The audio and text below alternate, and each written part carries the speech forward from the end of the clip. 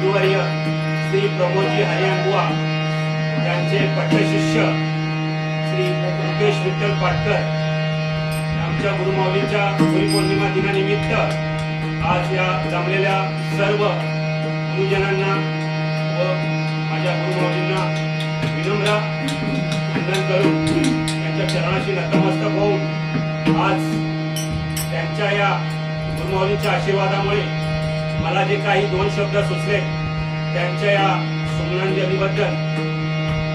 ते मी येथे गायन करण्याचा प्रयत्न करत आहे.